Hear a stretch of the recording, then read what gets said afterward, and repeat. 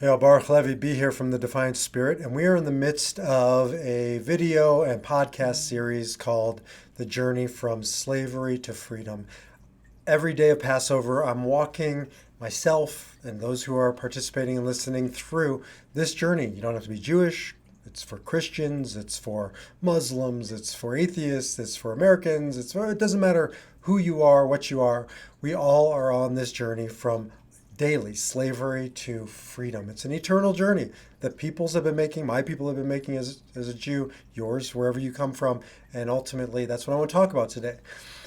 One of the things that just will not leave the Jewish people alone is, of course, Jew hatred, anti-Semitism, Jew hatred, and there are many different explanations. If you want a great book on it, the definitive book on it, it's Why the Jews by Dennis Prager and Joseph Telushkin, both my teachers. Tremendous book. I don't know if they talk about this reason, but it is a reason that I see, and I've heard it a lot lately, especially with the DEI, diversity, equity, inclusion conversations, social justice, social equity. And it's the Jews have been left out of those conversations. They started in those conversations, but there's a hierarchy in DEI and in fighting for social equity. I was participating. Regretfully participated in it for 2 years, and I think it's a failed cause. Now I think it's a morally corrupt cause because one of the things that has happened since October 7th, when Israelis and Jews were massacred, and non-Jews were massacred by Hamas, is that it became real clear real quickly that there's a pecking order in that DEI world. And, there's like a hierarchy of the oppressed. And Jews or the low man or woman on the totem pole, like they didn't count. They counted until they didn't count. Why? Because they're white. We're not white, by the way. Go to Israel. There are more people of color there than there are people of Caucasian European descent. I clearly don't fully fit the bill of European. Somebody was messing around with somebody back in the old days. So the bottom line is Jews are considered white. They're written off. They're considered a dominant power. Doesn't matter our numbers. Most people don't realize that Jewish people are 2% on a good day of American population, 0.01% of the world population. As I always say, there are more Uwadadugu in North Africa than there are Jews. How many Uwadadugians do you know? That's not mine, by the way. That's Dennis Prager's. None. I mean, I shouldn't presume. I don't know any. How many Jews do you know? How many Jews have you heard of and making tremendous contributions to the world? The list is staggering. I talked about it in my first video. So we're considered powerful. So therefore, we're no longer considered a minority or victim status. And I would agree with them. We're not victim status, but I would also challenge them that wherever you find yourself in that DEI equation, you shouldn't be on that totem pole. I guess that's not PC anymore. That the ladder, you should remove yourself from the rung. Why? Because that ladder of victimization, I'm not saying it's not true. Blacks, Jews, gays, women, all throughout history have various degrees of victimization. Victimization is not a choice. However, as a teacher of mine, Edith Eger says, Holocaust survivor, logotherapist, victimization isn't a choice.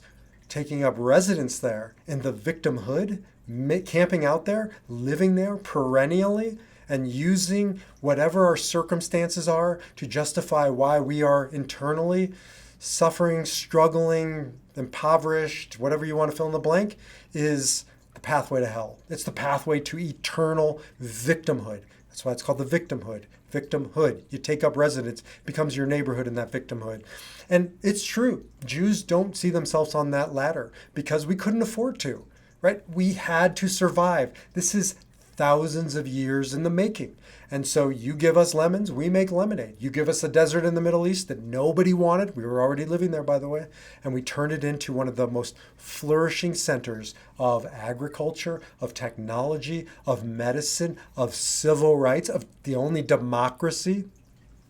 That's what we've had to do. You don't allow us into certain industries here in America, so you make us deal with money, so we become great at handling money as investors and money managers. And you wouldn't let us, not you, but historically, we weren't allowed into just any area of science. We weren't allowed into medicine. And so Jews started psychiatry, Freud and Adler and Frankl, and the list goes on. It isn't to say how great the Jewish people are. It's an adaptive survival and way to stay alive and get off of the rung of the victim ladder, because we can't afford to take up residence in the victimhood. So you read the Passover story, and what we're doing is we're remembering, as I talked about at the Passover Seder, all the tools in our go bag. So, a go bag where you have, if you're in the military or if you're whatever, you have a go bag and it's your essentials. You have one if you're pregnant. My wife had a go bag. We talked about what's in the go bag of the Jewish people. And we went around the table, and it was an amazing conversation. We talked about things from the story of the Exodus. We talked about things accumulated in the diaspora in Europe and Russia, here in America.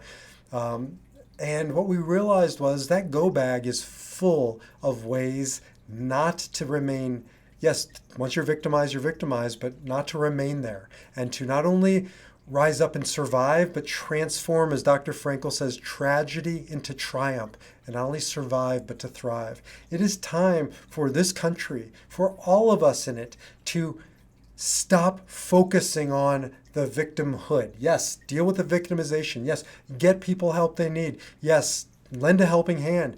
But then once we get them to a place where they're surviving, now get off the ladder and start climbing, right, in a different direction of accumulating your tools that go into the go bag, and not letting anyone, anything, the circumstances around you dictate who you are and what you're destined to be in this society, in this world, in this lifetime.